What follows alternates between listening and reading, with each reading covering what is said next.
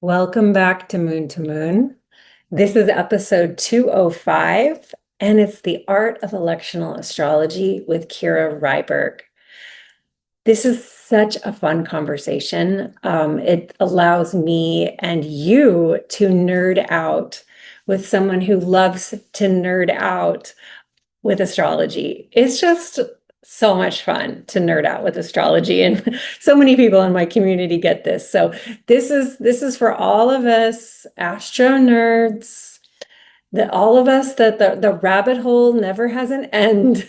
There's always more to learn. There's always more to get pumped about. There's always more nuances. It's so fun. If you're more new to learning astrology, inviting you to just, let anything that you feels like over your head, so to speak, just kind of wash over you, and trust that by immersing yourself in the language of astrology, it is sticking even when it can feel like it's not sticking. Because astrology is a language like other languages. Immersion is really the best way to learn. And along the way, you start to realize, like, oh, I get this, like fluency is coming. Okay, so let me introduce Kira. Okay. Kira Ryberg is a professional astrologer who specializes in natal and electional astrology. She illuminates the threads of fate for her students and clients, fostering a deeper connection between them and the cosmos.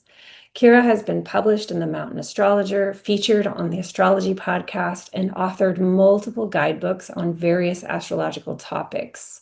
She teaches her astrology students how to explore and work with the cosmic patterns that shape their lives, providing a pathway to a re-enchanted worldview. You can find out more about her work and practice at kiraryberg.com. Awesome. So the link to her website will be included in the show notes, so you can go find her. So the context for this conversation is that many of you know I'm creating this whole new place. It's a very ambitious, exciting, offering space, building, structure, world called Living Emergence. And this community has opened quietly to past and present students in like my longer term containers in October. That soft launch is now complete. And then I have a big launch, the real launch, founders launch, coming in November 4th through 20th. The doors will be open. And so this is such a more ambitious, large scale project that I've ever done. And I really wanted to take my time with building it out. And I decided in the summer that I really wanted to invite another astrologer to pick the elections for me, the elections for the soft launch and the election for the big launch, the founders launch. And y'all, on the one hand, like, that was a very thoughtful choice, but the decision with Kira was like very instinctive. Like, I think I just saw a post of hers in Instagram and was like, Kira's the one. I went to her link in bio, I booked it, it's done. Like, I didn't I didn't labor like a second on who to ask to do this. I just knew I was going to. And then one day I saw her name and it was like, she's the one, done. Like, this is how I navigate my life and navigate my choices, is like, I know what I'm going to do, but I also know that I don't need to act on what I want to do until I get the hit. And I got the hit. And that's how this has happened. So that's how it came to be, that the soft launch opened the morning of October 19th, the same day as the Louvre heist. And the big launch in November is going to be on November 4th, starting in the morning. It's like 5:15. And so Kira chose both of those. So in our conversation, we talk about the art of electional astrology. So we really talk about what it is and how it's distinct from natal astrology, for example, so that you can learn more about electional astrology. And I ask Kira lots of questions to help illuminate, like, how is an electional astrologer thinking? How are they strategizing? How are they intuiting the most supportive charts for their clients and for themselves? So if you're interested in learning about electional astrology, you're really going to love this conversation. And then we talk all about how she chose the living emergence charts, which will illuminate in like an anecdotal way and with an example her process. And yeah, we just had a really great time. Like, turns out we just have a natural rapport. And yeah, I'm just such a huge fan. So please definitely connect with Kira if you're interested in learning about electional astrology, because Kira is a teacher. And you could also, hire her to help you with whatever is on your heart's desire to have support with in the realm of astrology. So on the other side of this conversation, I'm going to come back to you with an outro, and I'm going to share more about like the charts themselves, and like kind of dive deeper into the charts for those of you who are curious about the charts for living emergence. All right, enjoy. Welcome to Moon, Kira Rehberg. This is so exciting. I'm so excited to be here. Yay. Yeah, so today I want to talk with you about how you came into astrology, how you came into electional astrology. We recently collaborated together on the charts for living emergence. And it's just been so fun to receive your genius and be in your field. Oh, Yeah, I thank would you. just love to get to know you a little bit. Like, tell me about how you came to be in the moment you're in doing the things that you do. And I know that's probably a big story, but just Mhm. I'm trusting that whatever comes through is perfect. So just take your time and have fun with it. Sounds good. Yeah, I got really into astrology, and I mean, I've always kind of had my tendrils in esotericism. When I was a kid, I would get tarot readings with my dad on the weekends and stuff like that, and it was very around when I was younger. And then I think at some point I just had friends that were very involved in tarot, and they kind of got me into astrology, and I started just going deeper with it, going beyond sun sign astrology and starting to go and explore all these different rabbit holes. And my joke is that I went down the rabbit hole and I never came out. I just keep finding new ones to go down. And I feel like my astrology practice happened to me in a way. It felt very fated and like I was just kind of going with the flow and chasing what was happening to me because I didn't choose it in a way. It was almost like I had started studying and I was really into it, and the pandemic was happening. So I had a lot of free time, and I had a friend who just offered my services to her group chat, unbeknownst to me, and was like, I have a friend who's doing astrology stuff, and maybe you guys would like to get a reading with her. And I was like, I don't do that. I don't do readings. Like, that's not something that I'm practicing yet. And they were like, yeah, let's do it. And I did a couple of readings, and then they started recommending me to people, and then they started recommending me to people, and it just kind of flew on to what it's become. And I feel like it's the one of the great loves of my life now. And it's just been such a joy to study and experience and go deeper with. And I feel like I'm always trying to learn new things. And a big part of my practice has become about teaching now. And, I teach electional astrology and so many other things and writing. And it just feels like I'm meant to be here at this moment in time and all of those different experiences, starting in childhood and then coming to it through friends and then kind of finding my way into traditional astrology very early on in my practice, which is pretty abnormal for most people. They start with modern, and I just kind of went straight into the Chris Brennan Hellenistic astrology world. And it kind of just led me to where I am now. I'm a Gemini rising, so I have a mercurial curiosity that just doesn't really let up. And here we are. Oh my goodness. Yeah, I was gonna say, can you tell us a little bit about your chart? Yeah, I'm in Gemini rising. I have an Aquarius stellium in the ninth house, and that ninth house stellium is very loud. I live abroad. So I moved to France in 2016, met my husband, and then did astrology and got into that. And that's my career. I've got Saturn in the 10th in Pisces, so I'm wrapping up my Saturn return right now, and Wow. benefics in Sagittarius. Oh my goodness.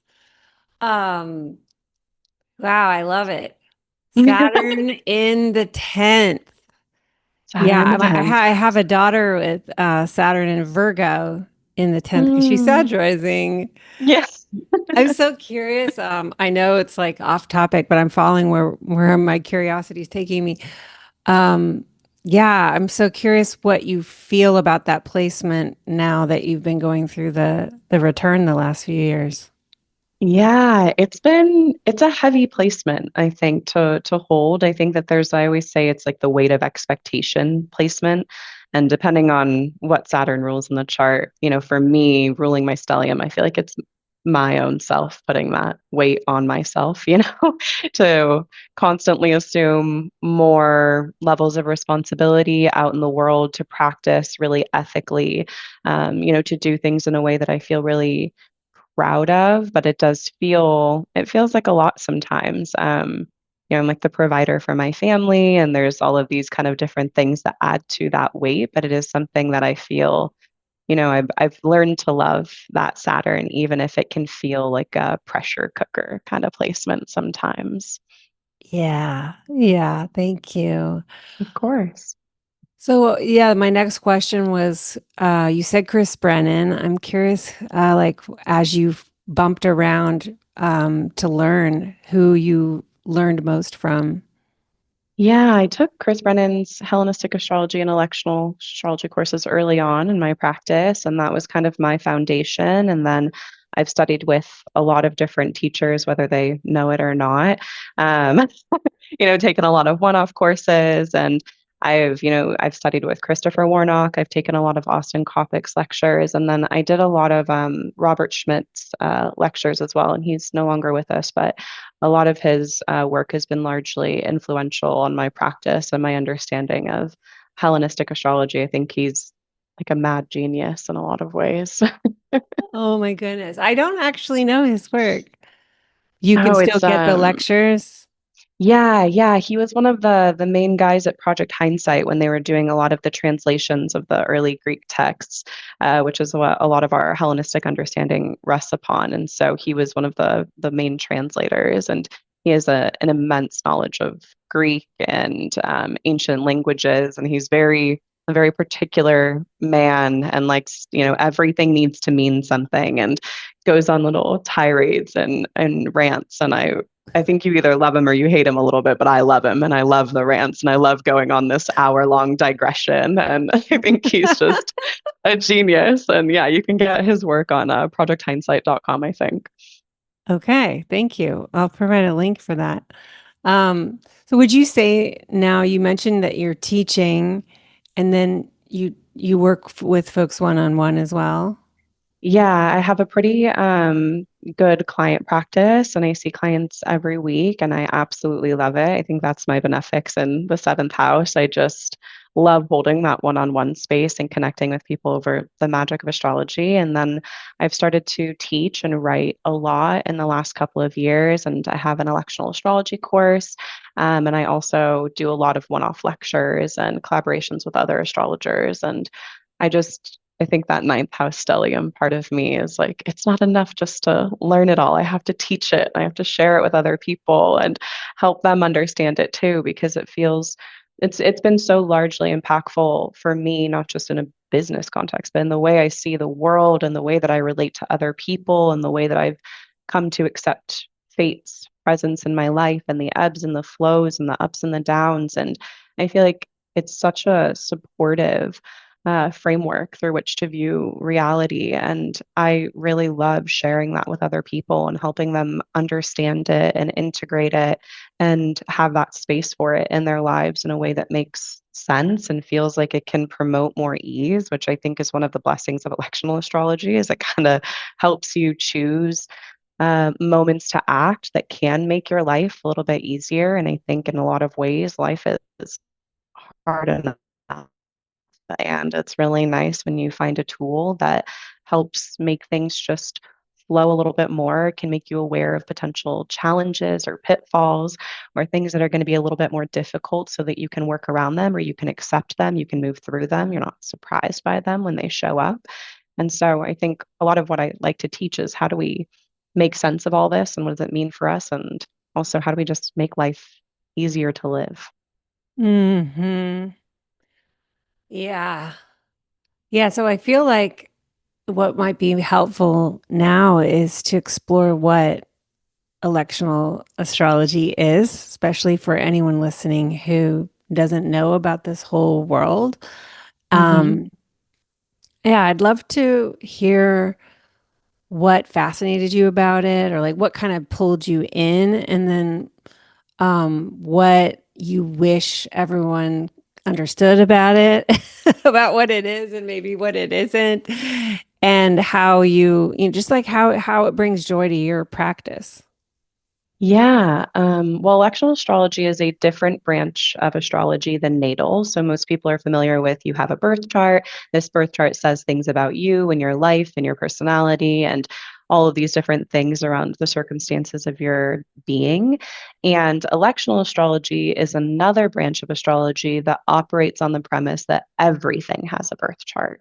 And so you have a birth chart, but so does your relationship. So does the time that you leave for a vacation. Your vacation has a birth chart. Your business partnership has a birth chart. Your wedding, your marriage, all of these different things have charts. And those charts, similarly to the way that yours tells you about what your natal promise holds and kind of what you're going to experience and how you're going to express yourself in this lifetime, so too does the chart for any of these different events. And so it's kind of like applying a different lens and saying that we can take astrology and put it in everything. And I think it gets really exciting when we start doing that because it just opens the world up, and helps us see everything as an animate being and something with its own potentiality and something that's going to express in its own unique way, right? We are created at a certain moment in time, and electional is essentially using this knowledge to pick moments to act that are going to align you with desired outcomes. So it's almost like, all right, well, if we know that everything has a chart, then if we pick when to do things like sign a lease or get married or go on vacation, then we're picking the birth chart that we are going to experience for the length or duration of whatever that thing is. And you kind of use your knowledge of astrology to select moments that are going to be ideally more harmonious. Most people aren't electing for difficulty. I know I certainly don't. I'm always trying to elect for greater ease and promote harmony and well-being in people's experiences. And like I said, align them with desired outcomes, which that can be very different than picking maybe the best chart, but picking the chart that feels right for what you are trying to experience or bring to life. And yeah, so electional is kind of like a very different way of interfacing with astrology. And I think what's really special to me about it is that it helps you divorce from the context of your own chart in a way and help Mhm. you see astrology and the world around you. Like when we come into it through a lens of only natal, we're so in our experience of the planets and the signs as they express through our chart. And when you start practicing natal, or sorry, when you start practicing electional, you kind of move outside of that and you start just witnessing the planets and the signs and the bounds and the decans and all these different things that make up astrology on their own. And everything is filtered through the lens of your chart. You're never going to fully be able to get out of that. But it helps you think a little bit more about, well, what does it mean when Mars is just on the midheaven, not when Mars is on the midheaven in my chart doing this thing and interacting with these planets? What does it mean in this context? Or there's a way in which you lean into the seasonality of every moment and you can experience kind of a different way of relating and understanding the planets and their myriad expressions. And I think it's such a beautiful practice because you never stop learning. We might you have like every time Saturn moves into a new sign, I'm excited because I get to understand, okay, I know what Saturn and Capricorn and Aquarius and Pisces feels like when it's here, but what does it feel like when it's in Aries or Taurus and Gemini and squaring this planet? You get to feel into it in a different context that helps you kind of step outside of yourself and enter into a greater understanding of the cosmos, which I just think is really special and magical and amazing. And yeah, I think that's kind of what excites me about electional astrology is learning how to move with time, learning how to dance with time in this way that feels really rich and supportive and helps you make peace with all of the, ebbs and flows, like I was saying before. Because I think sometimes in astrology and natal, you're kind of looking at these things and you're watching astrology happen to you, right? You're watching your transits and it's like, oh, okay, well, Venus is going to do this to this planet and Mars is going to do that. And this means that and this means that. But it doesn't feel active to some people. But I think electional astrology puts you in the driver's seat. I always say puts you in the driver's seat with fate, so you can Mm. co-create together. It's kind of this moment of saying like, all right, well, then let me exercise what free will or what agency I have to steer the ship a little bit more in this direction or to experience this kind of energy. And I think that agency or that expression of agency takes it from being a passive practice of observation into an active place of co-creation. And I think that really does something to me. I'm like, oh, I love this. Is it different? I'm curious, like, um, interpersonally with clients, working with someone with their chart versus helping them to pick an election. Yeah, I mean, I think natal astrology is a little bit more forgiving in a lot of ways, where there are so many different expressions of how you're going to experience one placement in your life, right? You're going to have echoes and whispers of these themes, and you're going to experience it in certain ways when you're 12 and then certain ways when you're 60, right? And electional astrology is a lot more technical, and you don't get as much nuance, I find, in it in the ways where it's like, yeah, like, a Mars Venus square in your own chart, right? You can learn to work with that. You can find constructive expressions of that. And that's, I think, what we're doing all the time as astrologers is helping people find those, ways to lean into that and to embrace it and to unshame it like you do in your work, right? To be like, there's nothing wrong with this and let's make this beautiful and something that you can lean into, right? And then in electional astrology, it's a little bit harder to do that because you're just running up against the difficult, like you're choosing something that's going to be harder. It's like, it's a little different in the sense that I feel like with electional, I really get to lean into the very technical side of my astrological practice. And then I feel lean back into the more relational kind of, let's leave all the room for all of the expression and all of the surprise and the ways that planets can show up in my client practice. They're very different things. Like sometimes clients will ask me, oh, well, like I'm thinking about doing something. Is this a good transit for this? And I'm like, do you mean a good transit or a good election? Because those are two different things. Those are going to be different Ooh. experiences. So yeah, it's different for sure. How do you, this is so fascinating. How do you define like the moment something begins? Well, it's the moment that you take action. Everyone is going to have everything will have a different moment, right? So like a common one is, I always think like electing for vacations is like one of the best uses of electional astrology because there's so much pressure on this thing to go well. And you have a daughter, right? So you have kids. And Yeah, now that I have a young child, I would like, to minimize, please. you understand minimize the chaos that can come with traveling with a 1-year-old. And so being able to choose certain moments, right? Like it's common for you to elect for like the moment that you leave the house. This is the initiation of the event, right? This is the moment of no return. So that would be a common one for like a vacation would be the moment that you leave your house and you don't go back anymore. And if you have to go back, that means it's probably in the election and you can see that you did something where you're going to have to go back and fix something or go back home because you forgot to lock the door or something like that. But it's yeah, it's kind of like I say it's either the exact initiation moment or the moment of no return. You know, sometimes there's Mm-hmm. more symbolic moments for people, like with weddings or like a very common thing that people elect for is the marriage, right? So I always ask my clients, well, what is the most symbolic moment for you? Is it when you say I do? Is it when you sign the papers?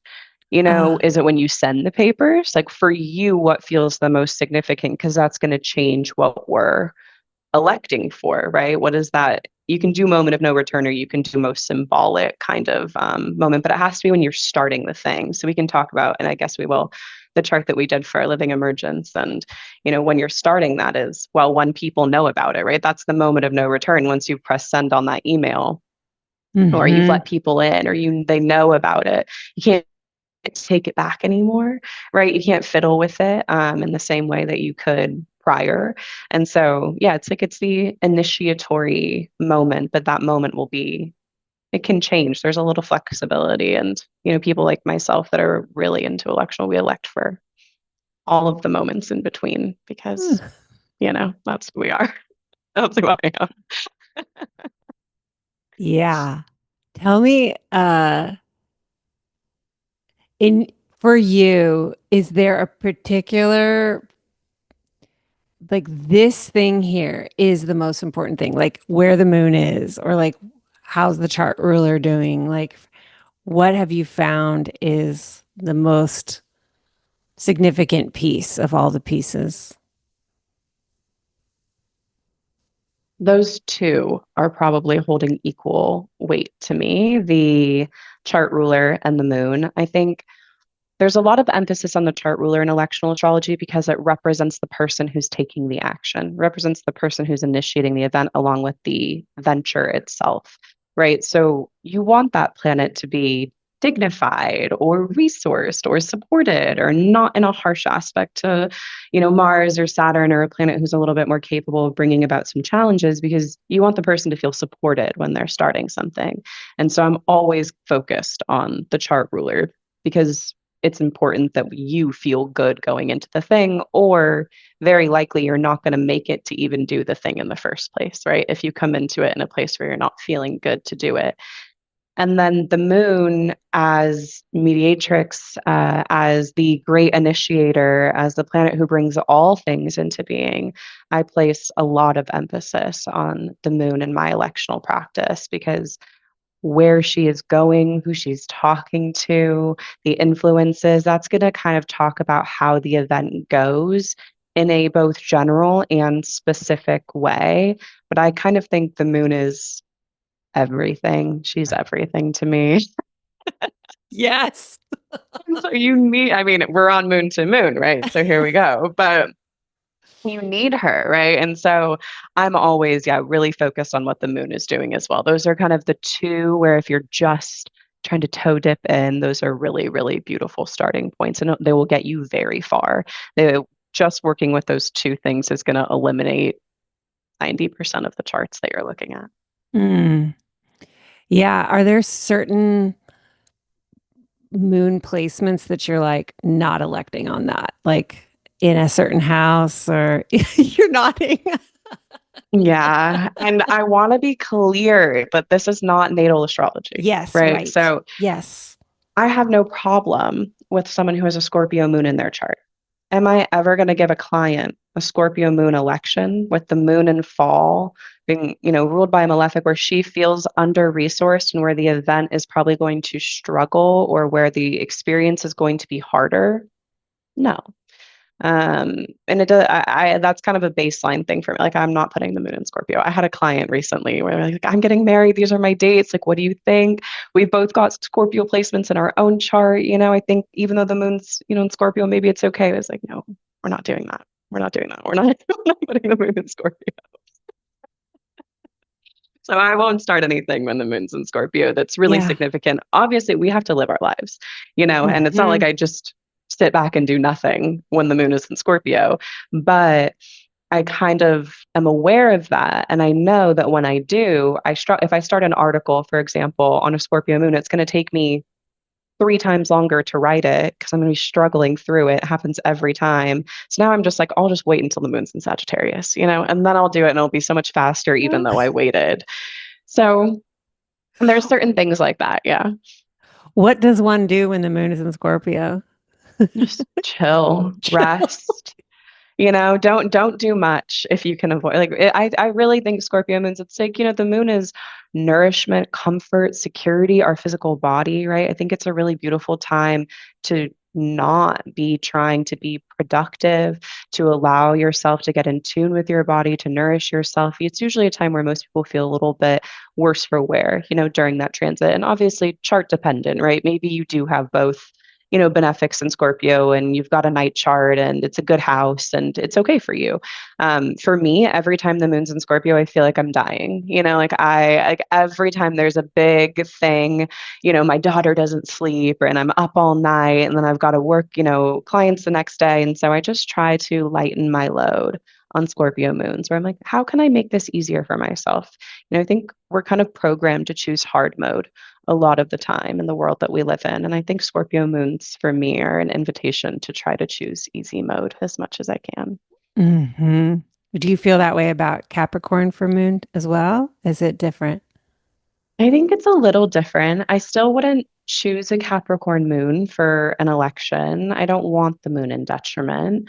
But I think, I think the detriment versus fall is detriment's a little bit more forgiving in terms of how difficult it is, but I still wouldn't give a client a Capricorn moon election. I wouldn't. But there's people who would disagree with me, it's just not what I would do. I don't want her, I love the moon. I want her to feel good, and I want the person to feel good. And she doesn't feel so good in Capricorn sometimes, right? And that doesn't mean that it's not a beautiful placement. Capricorn moon, I have more Capricorn moons in my life than probably any other placement. I attract them like nobody's business, and I love the hell out of them. But in terms of ease, is it the easiest placement? No, not really. And because of that, I think there's this tendency of like, well, then I don't want to. I see the Capricorn moon people in my life, right? I know what they're bearing a lot of the burden, right? They don't want to ask for help. It's harder. And well, I don't want to elect for that for people. I want Hmm. people to feel comfortable asking for help. I want people to feel comfortable and like they're at ease and they're supported and that they're nourished and that if something goes wrong, they can cry about it and it's okay. And like, I just want it to feel as comfortable and smooth as possible. And, it really depends what we're electing for too. Like if I'm electing for sometimes I'll elect people to like quit their job, maybe then we do a Capricorn moon squaring Mars. Huh? That's very different, than someone or like Yeah. leaving a relationship, right? So it's not like there's no, possible thing, but in general, no. Yes. Well, I have a Capricorn moon, and Hmm. sometimes I wonder about like I know we're getting technical, but this is fun. Um, when you're electing and you're considering the relationship of the election with your own chart, if maybe Hmm. sometimes there are kind of like nuances to the general rules when you're thinking about like, well, that's coinciding with my moon, so in Yes. that case, da da da, something like this. Yeah, definitely. I think electional is a little fun because can I cuss? Oh yeah. Okay, okay. It's like the fuck around and find out branch of astrology, So like Yes. we can all get away with different things is kind of how I say it, right? Like I just said, like me, Scorpio and moon, never. For another person, like they might be able to get some stuff done on a Scorpio moon and feel really good because of the way that their chart is configured. For you, you might be able to do things on a Capricorn moon and feel great because you're very used to that energy. Like your energy body is very comfortable with a Capricorn moon kind of approach to things, right? So yeah, like there's people who can definitely get away with things a little bit more or less based on their natal chart, but I'm still trying to optimize for ease. So even if Yeah. you're used to it, does that and can do it, does that mean that's what I want to choose for you? if that makes sense. Yeah, totally, totally. And do you follow the same pattern with chart ruler and fall detriment? Or is it a Yes. little different with chart ruler? Um, the only time it's different is when every planet is in detriment or fall or like not doing good in the sky and you don't have an option. You know, Yeah. the moon, you have more flexibility, right? So she changes signs every 2.5 days. Like you have a little bit of wiggle room there if you're not too pressed for time. But there are times like earlier this year where we just had what Jupiter and Gemini, we had Venus was in detriment in Aries, Mercury was retrograde. Like there's time, Mars was in Cancer. There's times where it's just like every chart is kind of hard, and that's a product of the times, right? Not every moment is easy and beautiful and smooth, And you asked me what's one of the things that I wish people knew about electional astrology is that there's not a lot of good charts. That's like my one thing. People will Yeah. give you like a 2 week time frame and they're like, find me a good chart. I'm like, there's no good charts in the next 2 weeks, And sometimes that's just the case, right? There's a couple good charts a year. Luckily, you came to me and I was able to get you the good charts of the year. Gave you enough notice. Gave me enough notice, yeah. And that's because if you think about it, right, it's depicting lived reality. Is there how many times a year are you really just like, wow, smooth sailing, everything's easy, no difficulty, no struggle? Like it's so rare and astrology reflects that back to us, and so sometimes you're just working with what you've got, and that's the thing with electional astrology is there are no perfect charts. And sometimes you have to, remind people about that when they're not super familiar with electional astrology because they'll come in and they'll say, I want these 15 things. And it's like, I can get you 8 of those 15, It's like you got to make some concessions because that's life, right? It's not like everything is going to be perfect because you can't optimize every single part of the chart. It's very hard to do that because when do we ever have a perfect sky, And it wouldn't even Mhm. if it was perfect, it probably wouldn't feel that way. If all the planets were dignified or what have you, it might feel like we're more resourced. But a lot of times, I think with people who have those kind of situations in their chart, it feels like too many cooks in the kitchen, like there's too much uh, dignity in some ways that it Wow. creates like power and pressure and in a way that is also difficult. So it's an interesting kind of thing to feel into and to work with. But yeah, sometimes you just don't have a choice. You just got to work with what we've got. We're always working within the confines of where the planets are in the sky at the current moment. Yeah. And Mercury retrograde happens all the time, it feels like. Yeah, And like, oh, it's time exactly. for eclipses again. Okay, great. Yeah. Yeah, with your chart, I think, we were trying to negotiate around eclipse season and Mercury retrograde and then the tail end of the year. And it was like, there's not a lot of wiggle room, within that. And so you're trying to do your best. But, like one of the charts for you, it's like Mercury is approaching retrograde. And it's like, well, that's just baked in then, but it's like we do that many times a year, 3 to 4. It's like that's part of it, And if you know that, I think that's one of the great things about electional is you can choose your challenges, and it's Mm. like, okay, well then I know that during Mercury retrograde periods, maybe that's not a time for this thing, whatever it might be, to push really hard. Maybe it's a time to kind of let off the gas and see like just let it breathe a little bit and then come back and rework it or re-envision it, rebrand it, whatever it might be, when Mercury is direct. And I think having that knowledge also creates a lot of acceptance for when things quote unquote go wrong or don't progress at the rate that we want them to or are told that they should, because we're just living in a society that tells us, if you're not progressing, then you're failing. And I think retrogrades are such a beautiful reminder that that's not true. That part of the natural rhythm is to stop, to slow down, to rework, to redo, to revisit. And having that in an election isn't necessarily a bad thing, but I wouldn't want maybe the chart ruler to be retrograde. I don't want you to constantly be rethinking the thing that you've started either. So it's just Yeah. learning where to place it is a big part of it. Yeah, I think I feel like moving to the choice for living emergence. I think I contacted you maybe summer, like July, maybe early Hmm. August. So you had some space. And I reached out with an openness for all fall, basically. Yeah. And I knew that those eclipses were coming in September, and it was like, it's probably going to be after. Yeah.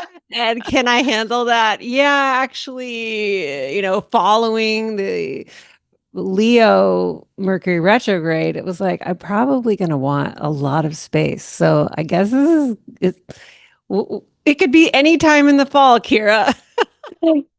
My favorite kind of electional climb. Like the bigger the time frame, the happier I am because I have more to choose from, more to work with, and that's exciting. But I think that there's like a magic in waiting. I think you imbue that whatever it is that you're bringing into being with saying like I care enough about you to wait for you to be something better, something smoother, for the community that you're creating, right? It's like I will wait to make this the best experience it can possibly be for all of these people that are going to be a part of it. And I think the cosmos recognize that and can appreciate the patience that it takes sometimes because we do, especially today, right? We're very instant gratification. We want to do it now. We want to just click the button. You get the idea, you want to put it out there a lot of the time. It's hard to wait. And I feel that too a lot of the times. But I think that there's something really magical and potent about the waiting process. And I can feel sometimes that you're doing something when you wait. It's like the incubation period becomes really special. Mm. Yeah, I'm an Aries rising, so I tend to just ride the rocket Yeah, and to like throw things out into the world. And I was like, well, it's to no going back now. Uh, I love but it. yeah, as I started to feel this coming, I was like, I'm feeling like I'm supposed to approach this like I'm a Virgo rising or something. Like, how would I care for it? If I love the inconjunct signs and how they help. Like, you learn so Hmm. much with the inconjunct angles.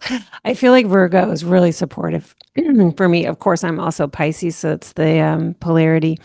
But yeah, so reaching out to you was part of this kind of like slow down, let's really be thoughtful about this. What if you just handed it to someone else and you didn't have to take this on for yourself to figure out, That felt Yes, so magical to just have that moment of like, yes, I'm going to let someone else choose this for me, and I love support that.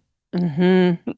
Hmm. I feel like it's so nice sometimes to take that pressure off of yourself too. And I think in some ways it's like, okay, well, then it almost feels like fate is choosing the right moment Yes. for you when you like give it up, to someone else, which can be hard to do, but I do think that there's something really special about doing that. And I'm touched that I was, chosen to help you do that and be Yeah. the vessel for that moment because it feels like such a big and important and beautiful thing that you're creating. And I feel like my elections are like, little I mean, it seems so ridiculous to say in light of having a child, but like little children out in the world, that like are living their lives and doing their things. And I love Yeah. when people come back to me and tell me how elections have gone for them and what's happened. And, it's really cool to see that outcome effect because they do like some of these things, they live for years and years and years. And it's exciting to see how that life expresses through the chart that I chose. Hmm. Yeah. So I would love to hear you talk about the process of picking it. We Yeah. well, the offer was that there could be two picks. Um, and Hmm. since I knew I wanted to do a soft launch for like a quieter launch for those who were in my current student community or who had done longer classes with me, it felt like, oh, it could be two different elections for two different door openings. Yeah. Yeah, there was a choice, which is always fun. I loved getting to feel into, ooh, which one looks best. I looked at the charts, of course, to see, well, what feels the most supported. And, there was a chart that I really loved a couple days prior to the one that I ended up giving you, but it didn't work in your time zone. There was just like a couple things that made it not as ideal as I would have wanted. So I ended up going with this one, and it has the moon in Libra applying to Venus, and it's a waning moon, quite waning. We were about to have that new moon in Libra, and waning moons are good for things that are kind of a little bit less visible, right? Because the moon is losing light. And so, for something that's a soft launch, going out to a select community isn't necessarily the big social media push yet, that has almost this like a little bit of a quieter approach. I was like, oh, this waning moon is perfect for this, and it's so supported by this beautiful Venus in Libra, which is your seventh house, right? And so you have this.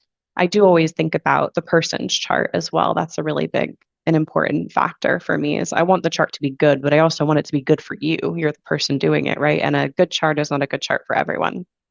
And so this placed that Moon Venus conjunction right on your descendant, right, which is your interpersonal connection with other people. It's your clients, it's your students, it's that one on one space and just other people in general. And so I really liked having that kind of almost like intimate quality of the waning moon, but also the Moon Venus conjunction on your descendant, kind of highlighting that in a way that felt really supportive for your personal chart. Hmm. Yeah, so it's a Libra rising, Libra Mhm. sun, Libra moon, and with Venus in Libra. It's so gorgeous. Yeah, it's really beautiful. It's got Jupiter in Cancer in the 10th. I also loved doing this election for you because I know your work and I know that you're not going to be someone who's like, wait, the sun's in fall in the first house. There's something wrong with this. So it was fun. And you gave me a lot to play with. Like you gave me really vivid descriptions of what you were trying to create, how you wanted it to feel. And that was really fun for me because I'm someone who really loves the decans in my work, which are ways to divide up the signs into subsections. And they have these really narratively rich landscapes and images and energies to them. And the whole time I was reading your description, I'm like, I need something in the first decan of Sagittarius because that's what you're describing. And I couldn't stop thinking about it. And I was looking at all of the charts for fall. And I was like, well, the only way I can get Sagittarius one is if I put Mercury there. I was like, well, Mercury is going to be in detriment. But I knew that you wouldn't, I knew you weren't going to be the person who was like, there's something wrong with Mercury in detriment. And it's a decan Mercury co-rule. So Mercury's like quite happy to be there anyway.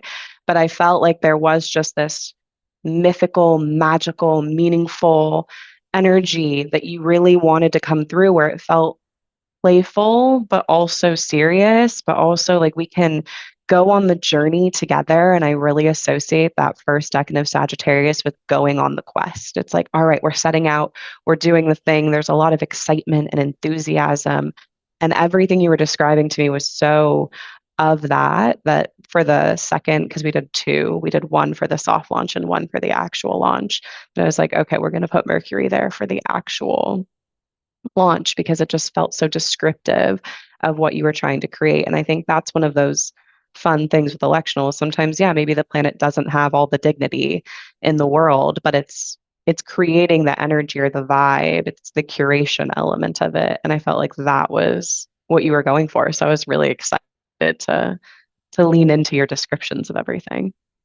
I'm sitting here realizing that I had a prophecy reading from, I don't know if you know Suprasensory Shahir. Yeah, Anyway, yeah, yeah. yeah, they do these incredible year ahead prophecy readings.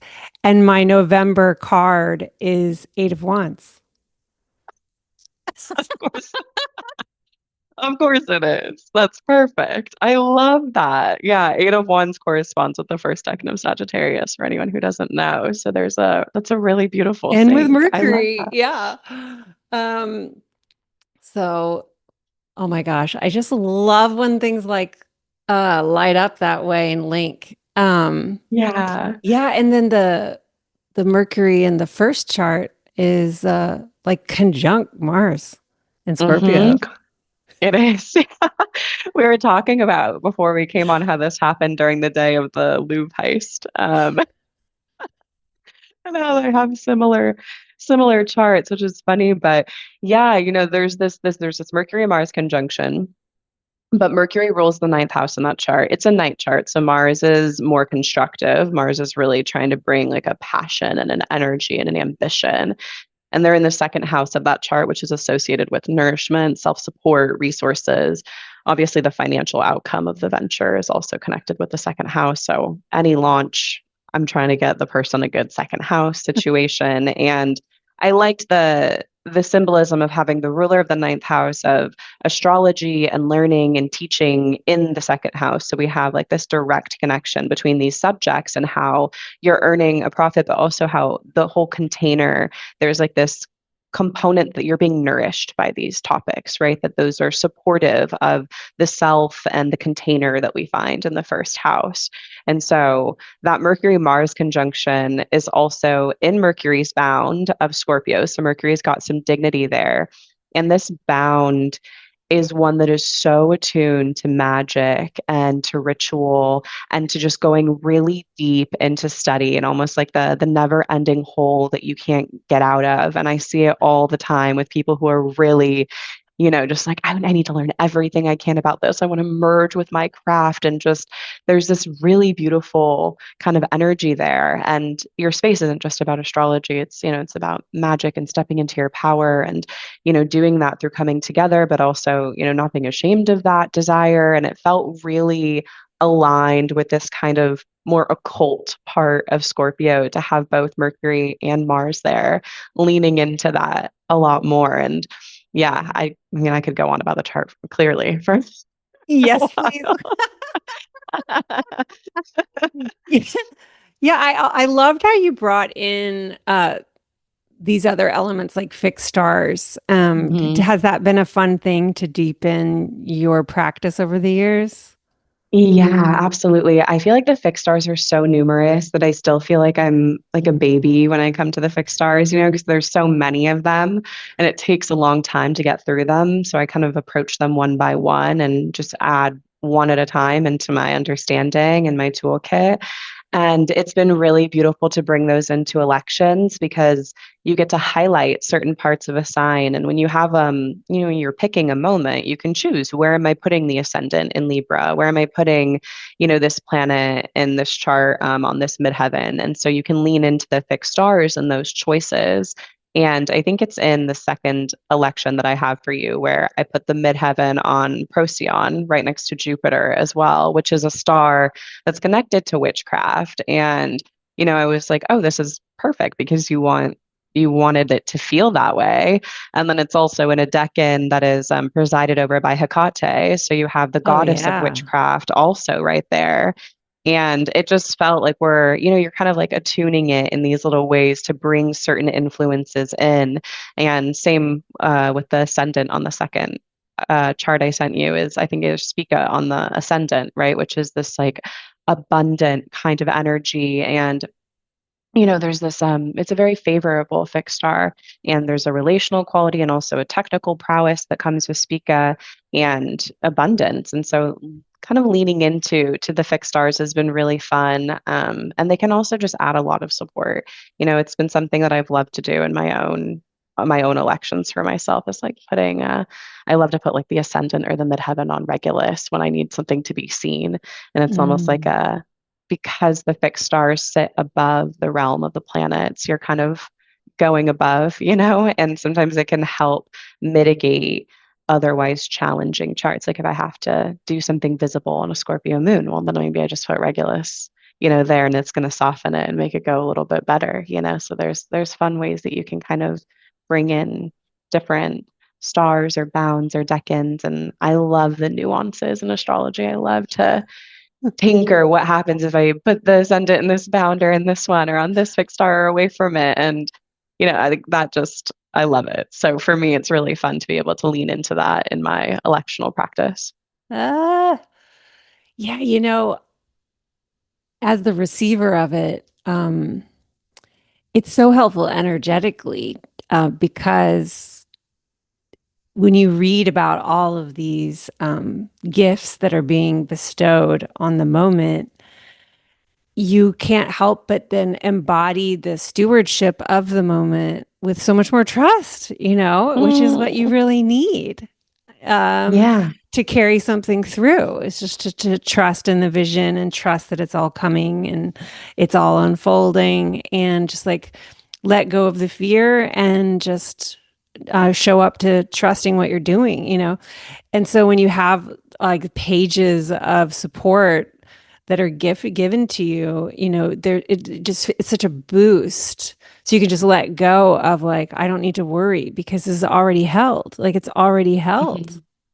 Yeah. Oh, I love hearing the way that it's received because obviously you don't get to be on the receiving end of many elections. So it's special to hear the impact of that because I do feel similarly. I think when you choose that chart, you choose the moment, it's like, okay, this I'm handing it over now. Like I've looked at all of the options. I know that this is the best one and I agonize over elections for clients. I take it really really, really seriously. And so when I pick a chart, how often, and I did this for you, I'll divine on it too, and make sure I'm like, is this the best chart?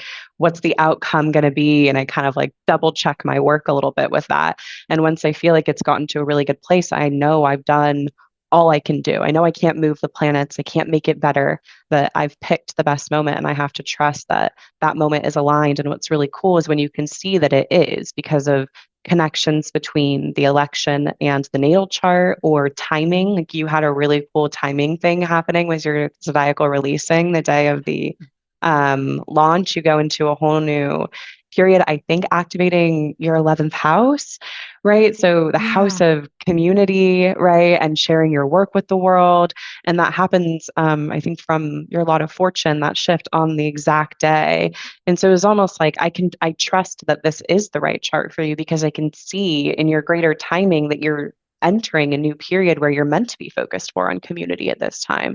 So of course this is the initiation for that because it aligns perfectly. So you can see all the ways that these things kind of entangle together. And I think it's a really cool unfolding to witness and to be a part of. Oh, thank you. I had forgotten about that. Yeah, I think that's on the November 4th one.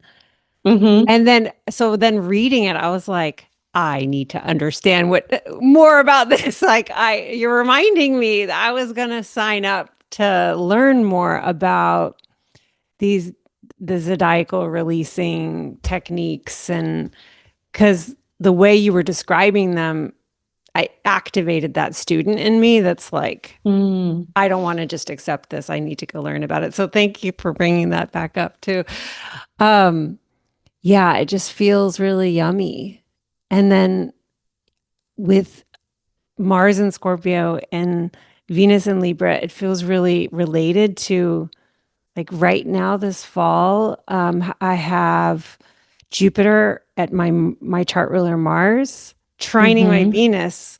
And so like I'm playing a lot with them right now, through Jupiter support, and having them in such dignity in the chart feels really sweet, even though yeah, I'm always here for all chart placements. But I love this invitation into ease about that is like at the heart of your what you're interested in for electional. I think so often, Capricorn moon again, I'm down for like challenges, Hmm. Hmm. like I'll walk with it. Let's see what happens. I'm also a 3/5 in human design, so I just like kind of like to jump into struggle. Hmm.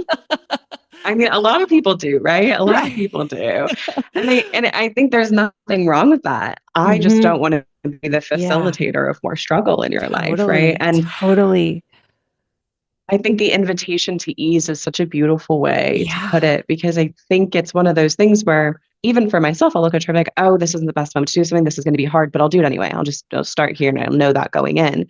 But when you can, and when it's something so big and so important, choose something easeful because that's going to just pour over into the way that you show up in that space, the way that you cultivate that space for your students, right? If it's easy for you, if you're not struggling and fighting tooth and nail to get all of these different things coordinated, then all of a sudden people also feel that and they feel at ease. And then all of, when it's a community thing as well, it's like, don't we want that to be easeful and connective and relational and Venus and Libra?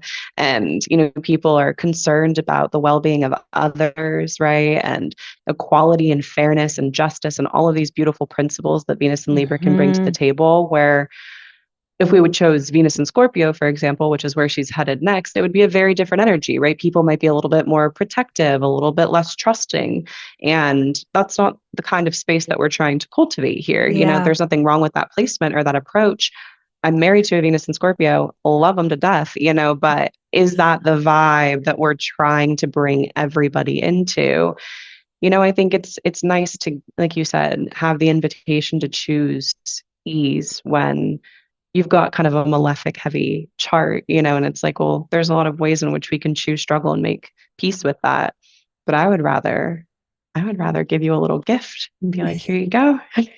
Have an easy experience. Have one that feels really harmonious and smooth. And that's not to say there will be no struggle. Hopefully this will be around for as long as it needs to exist. And certain things will crop up as the planets progress in the secondary progress chart and there's transits to it and you get new solar returns. It's Mhm. just like anything, you get to experience different iterations of it over time, which is one of the really fun things to do with elections, is to watch the ways that the new solar return chart changes things and stuff like that. So there will be challenges, but on a baseline, if I can make it feel good, I'm all for it. Mm. Yeah. Why not? Yeah, Yeah, why I'm not? seeing in my mind's eye, I have this Ten of Cups card that has been coming up a lot for this, where the figure, it's Carnival at the End of the World, which is an amazing deck. The figure is a tray and it's like all these full cups. And it's like, why not hand out full cups on arrival? Ah, Right. I love that. Just like begin the nourishment. And ample supply. Yeah, that feels so good. Thank you so much for coming on and sharing about living emergence and your process and your practice. Yeah, anything else you want to say about electional astrology that you were hoping to name or um Mm, just that I think it's for everyone. I think it can be overwhelming to think about it because it sounds so technical, and it is. But it's not a process where you're sitting down every day to integrate this into your life of, oh my gosh, I'm spending hours and hours poring over charts. Oftentimes it's looking at the chart, realizing that you can make a decision to wait 10 minutes, 20 minutes, an hour or two, do something at a different time and experience greater ease or more harmony. And that it doesn't have to feel, I said like I agonize over charts, and that's because I'm picking for clients and I take it seriously in their big events, right? But using electional in your day to day isn't like that. It's very quick and on the fly. And when you're able to do that, I feel like you're able to live with astrology in a different way that supports your life and your well-being and your happiness. And so just to say, even though we got into a lot of the technicalities here and there's a million ways you could spend a lot of time over it, that's not the way that you're probably going to practice it day in and day out. And that it can be very approachable once you've taken the steps to kind of understand the technicalities that lie under it. And it can be really fun. It's I love clearly to nerd out over it. So that was kind of the only other thing that I wanted to say, was it doesn't have to yeah. feel so scary or overwhelming. Thank you. And your course is self-paced, right? hmm Yeah, So, self-paced. It's available on my website. And yeah, I also have the option for you to send me homework where I can give you feedback, because I really like and value that one-on-one teacher-student relationship. And so, you get to send me charts and practice, and there's homework and different things like that. And you can choose to do that, or you can choose to not, because I know some people that's scary and they don't want to, and that's okay too. But yeah, it's kind of an open invitation to participate as much as you want to. okay. Well, I definitely want to put that in the show notes for folks listening who want to learn with you. Thank you so Yeah. much. And yeah, do you have anything coming up that you want to share about or talk about ways folks can work with you? I just got done kind of putting out a big lecture and guidebook on aspects. So if aspects are something that confuse you, which is a big part of electional astrology, you can check that out. It's a collaboration I did with Meg Kane, and that was kind of my big thing. And now I'm slowing down, entering, a different I'm incubating the next thing that's to come, but you can always sign up for my newsletter, and that's how you can get my booking link to work with me one-on-one if you want to sit in the client space with me, which I always really, really enjoy that work. So be happy to meet with anybody who feels the call. Thank you so much, Kira. So happy to know you. Oh, happy to know you. Thanks for having me on and for trusting me with this project. I'm so excited for people to get to experience this community. Thank you so much. I'm so glad that I followed that. Yeah, it was like an instinct. I followed it. I didn't think about it. I booked, and we were off. Thank you. Perfect. Thank you. Okay, y'all. Let's talk about the charts for living emergence in a little bit more depth. I'm going to pull up, yeah, I'm going to pull it up on my screen for those of you who are watching in YouTube. And if you want to go to YouTube to watch this outro there, you can go do that if you are currently listening in like podcast mode. So let me pull it up. So this is what her report looks like. And so you can see that the soft launch for the community space is here for October 19th. So looking down, you can see that it's a Libra rising chart. It has the sun in Libra. It was at 26. The ascendant is right with Venus. And the moon in Libra is coming up to the Venus in Libra here. So the moon's next aspect, we say, is with Venus right there at the ascendant. And so it's a very Libran chart. And then it also has Mars in conjunction with Mercury and Scorpio here in the second house. And Jupiter is up in Cancer, exalted in Cancer, conjunct the fixed star Procyon, which we talked about in the episode. So we looked at how it's a Libra rising chart, Venus in Libra, the first house, and the chart ruler signifying the person initiating the election, which is you, Kira writes. And so one of the things that Kira has found here is that the chart ruler being in domicile and being the one that signifies me, Britton LaRue, the initiator of living emergence, that it's highlighting this supportive, quote, supportive, generative, and relational at heart, being like the theme.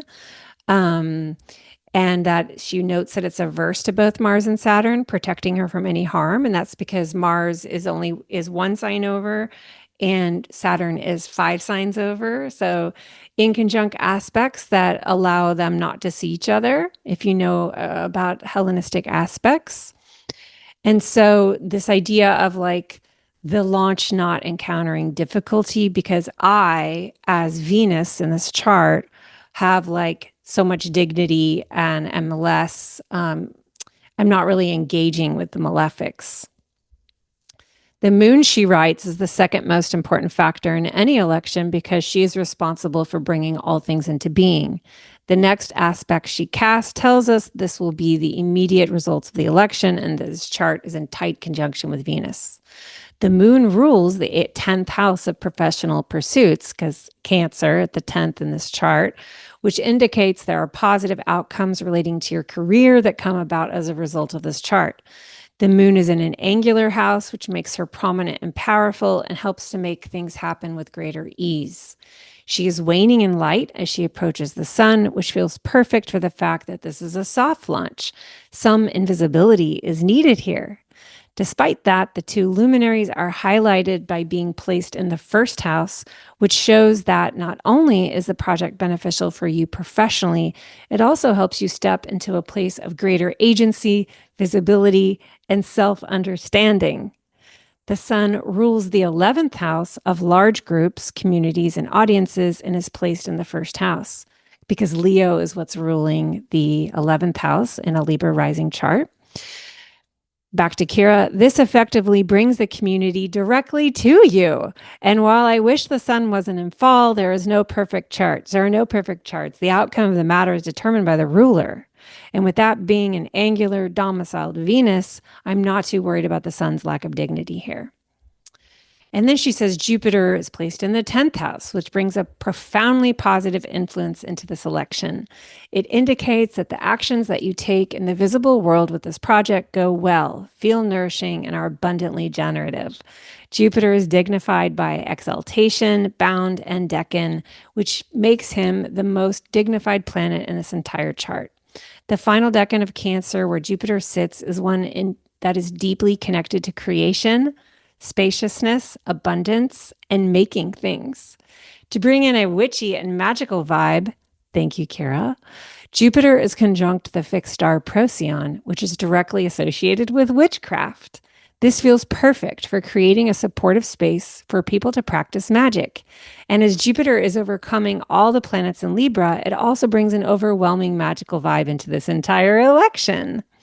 It's a star that is associated with quick turnover and success, which will help keep things fresh and exciting as the space takes on different iterations and forms over time.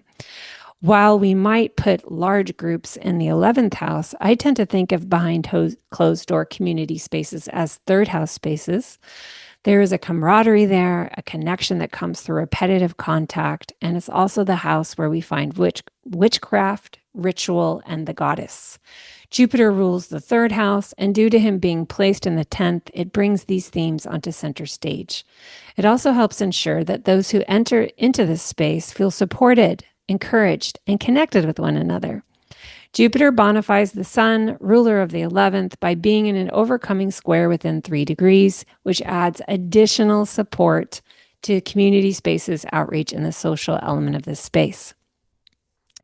And then finally, she talks about the second house here, where we had Mars in domicile and Mercury conjunct Mars, Mercury being the planet of divination, astrology, and magic. So this is what she says.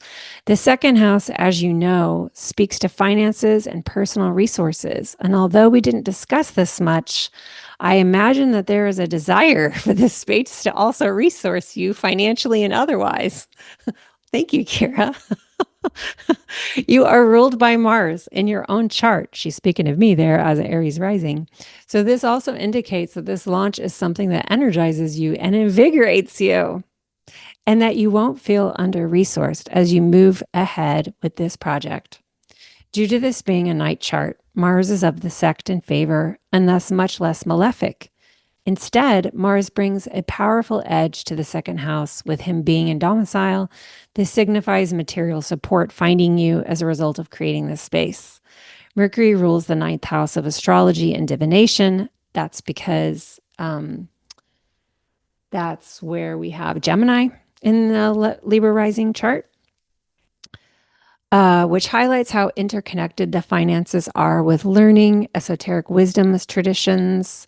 Mercury is dignified by being placed in their own bounds, which also brings support to Mars due to their conjunction. They are both bona fide by having Jupiter in the overcoming trine, which brings even more financial support into the picture. The lot of victory is in the second house, which highlights a lucky point in the chart that can bring aid, support, and success. Needless to say, this is a pretty lovely second house situation. Yay! Yeah, I think that's well, for all the y'all that are like, no, I want the whole thing. And let me tell you a little more.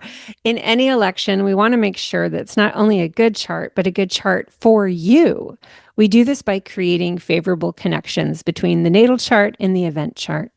This election places the moon exactly conjunct to your natal DSC, descendant rather, for in case you don't know what that stands for, which highlights how the professional elements of this venture are connected to other people, clients, and people you have touched on an intimate level. Because for me, y'all, I have my descendant in Libra because I'm an Aries rising, my descendant is at 3 Libra, and the moon in this chart is at 3 Libra. Yeah, exactly conjunct my natal descendant. Venus is also exactly conjunct your North Node because I have North Node in Libra at 6, which brings a powerful energy to this Venus. Venus is said to be the only planet who likes being near the North Node because who can have too much love, too much creativity, too much joy? I feel like this is really beautiful, honestly. This is all Kira's voice. This chart also has Jupiter conjunct your natal Mars, bringing some reprieve, luck, and blessings to your chart ruler. I looked at every single chart within your time frame, and I can confidently say that I think this is the best option for soft launching your community. I also divined on the outcome of this election, and it was very positive. The second election for the public launch is a continuation of this chart, and you can find it below. And so if you are looking on YouTube, you can see the chart here for the November 4th election, which is the public launch coming up in 2 days from when this is going to be published. And so that is when I'm going to open the doors, like the email will go out so that you can start coming in at the time of this election, or like the first people will come in at this time. But it's like the election is timed to my sending. I believe that's a good question. Is it timed to my sending? Is that the point of no return, or is it timed to when someone first enters? I'm not totally sure, but given that we have people all over the world, my guess is that the first people who get the email, they could be in Europe or something, and they can be coming in right away at the time that I send this. This is like creating a mental note for me to just encourage people to please, like if you're intending to go ahead and be the first people so you hit the election. Okay. So if you're looking at it, you can see that it's also Libra rising, which means it's going to have a lot of the same things. So I'm not going to repeat. It's got Venus very close to the ascendant. Now Venus is at 26 on November 4th of Libra. So the chart ruler again in Libra. And then it's got Jupiter still in Cancer, also still conjunct Procyon, also still in the final decan of Cancer. And it has, now the sun is in Scorpio.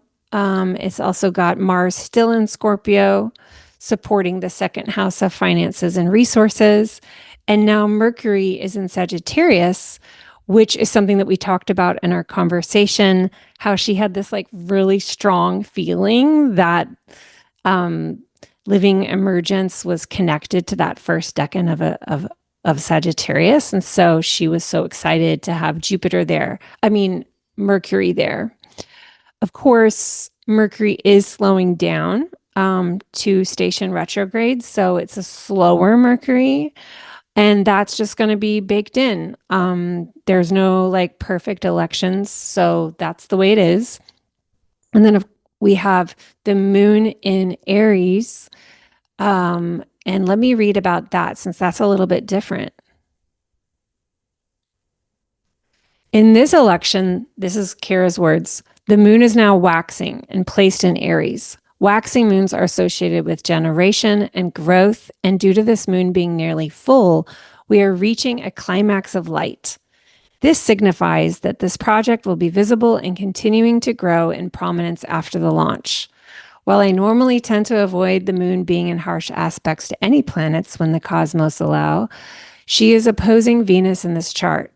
I chose this because the moon is actually in a benefic enclosure here, which means she is separating from Jupiter and applying to Venus.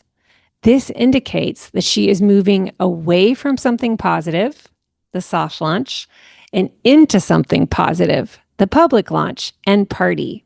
That's the initiation ceremony. Benefic enclosures are considered so auspicious in electional astrology that some texts say they are quite literally all you need for a successful election. While I wouldn't go that far, it certainly brings support and ease to you and the community. I also really like that your moon is in your natal first house. Right, because my natal first house is in Aries, and now the moon here is in Aries. Casting a light on you and your vision.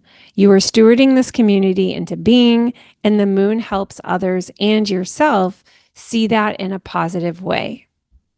So, thank you so much to Kira for just so much care and joy and strategy, helping all of us coming into living emergence this fall and coming into living emergence in the future, because this is the birth chart to have forever. So thank you. And for listeners, I hope that that was fun. And I hope that you will connect to Kira if you are interested in playing with her. And I hope that you will stay very close to the promo for Living Emergence if you want to get in before the doors close after November 20th. All right. Big, big hug and carry your way. Happy full moon in Taurus. And I'll see you at the next one.